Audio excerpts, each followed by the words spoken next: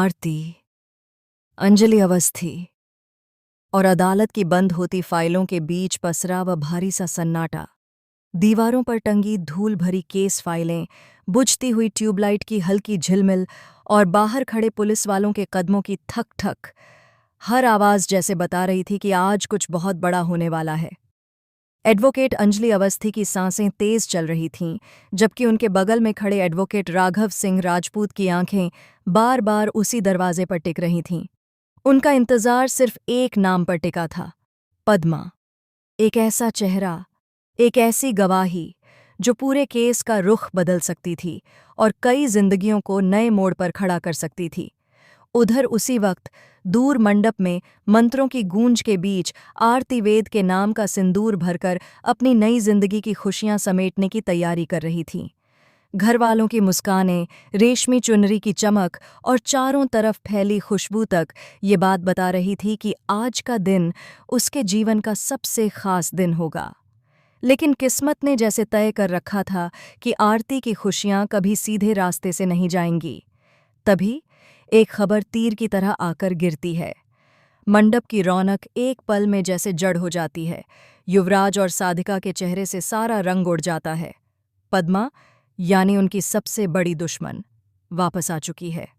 अदालत में राघव एक हल्की सी आहट सुनते ही ऊपर देखता है। अंजलि की धड़कनें अचानक तेज हो जाती ये थे। वह महसूस कर लेती है कि हवा का रुख बदल चुका है, कुछ बड़ा, बहुत बड़ा होने वाला है। इधर गिन्नी अपने सारे डर को किनारे रखकर पद्मा को उन जंजीरों से आज़ाद करवाने में सफल हो जाती है।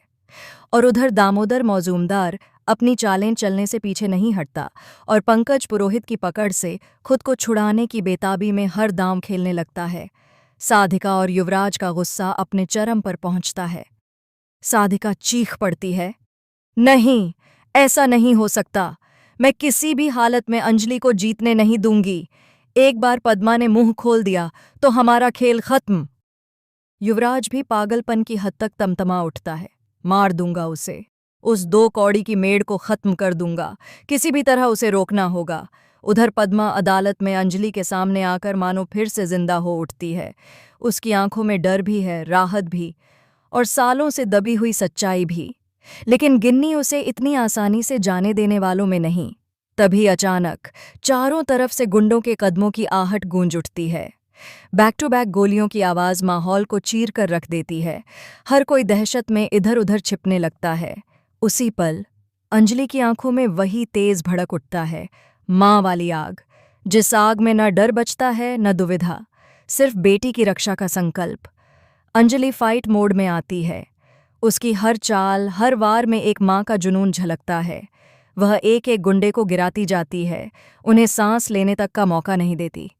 अदालत का पूरा हॉल उसकी लपटों से कांपने लगता है।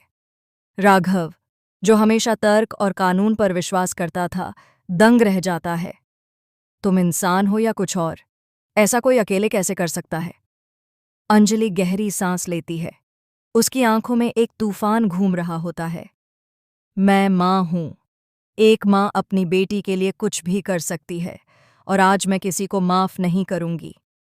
इसी बीच दामोदर मौजूमदार के लोग पंकज का हर कदम ट्रैक कर रहे हैं। दामोदर अपने काले खेल को अंजाम देने के लिए अपने पूरे गैंग के साथ निकल पड़ता है। मंडप में अचानक सबकी सांसें थम जाती हैं।